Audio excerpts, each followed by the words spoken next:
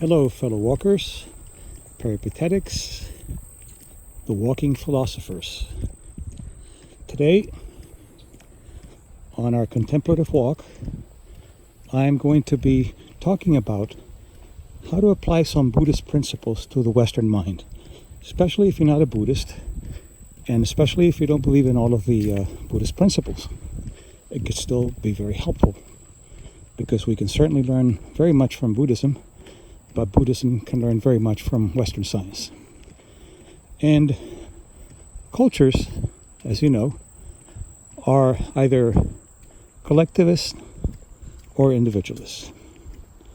And Buddhism is a nation philosopher or philosophy, and implicitly it's a collectivist philosophy.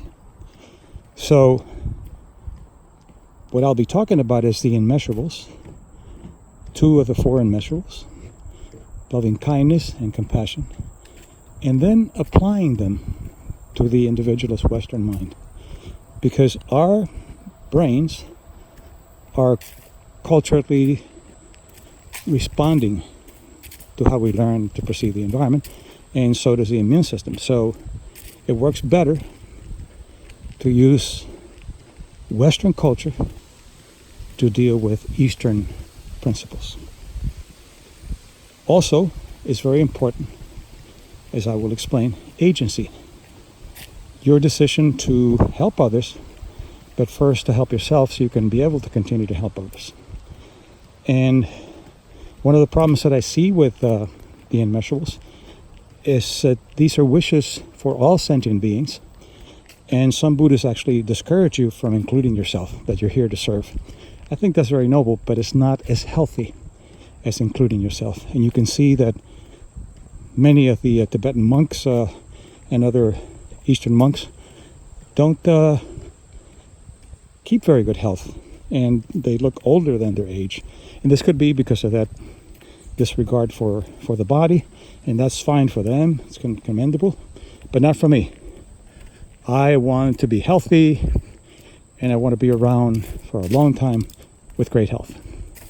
So in order to do that, you have to include agency, which is the awareness of the action that you're taking and the value that you give yourself, in addition to agency, to do what you need to do to stay well. Now, having said that, let me tell you how the Buddhists do it and how we're going to modify it.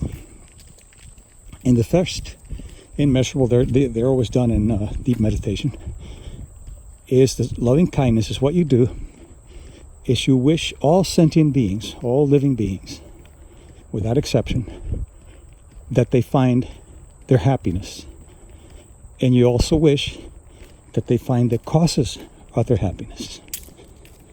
Then in compassion, which is the second immeasurable, you wish all sentient beings the end of their suffering and to find the causes of their suffering.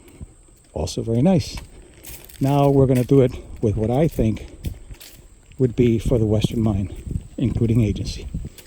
So the first immeasurable would be, I choose to be joyful, and I choose to find the causes of my joy. That's a loving kindness for self. Compassion for self is, I choose to end my suffering, and I choose to find the causes of my suffering and solve them. That includes agency. It goes from a wishful thinking to an action, a choice. And what that does, it allows you to include yourself in the process of loving kindness and compassion and empathic joy, which I'll talk about that some other time, and the equanimity. But the first two is what I'll be talking about today. So remember, it's okay to do it the Buddhist way, and I would say do it both, because one is descending to others and the other one's to you. Immunologically, for the Western mind, and I think also for the Eastern mind, to include agency is really important.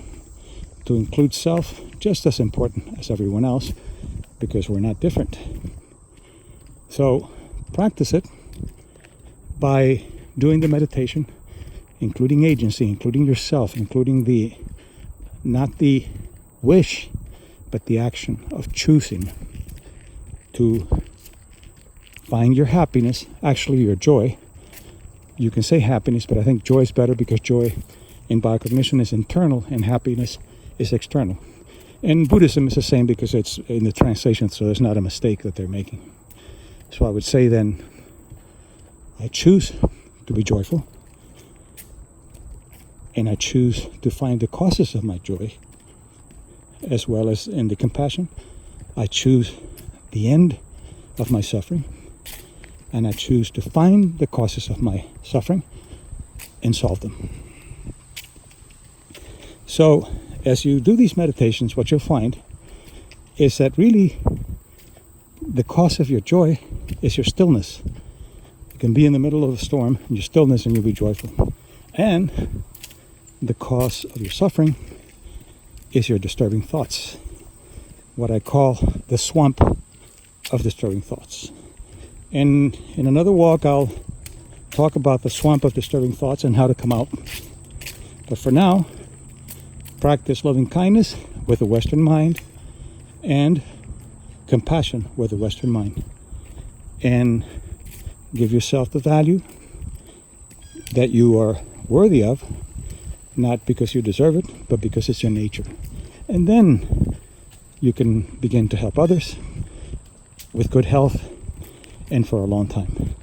So enjoy. For now, I'm going to bring my agency in, continue to walk, and look for my stillness within me in the middle of the contemplative forest.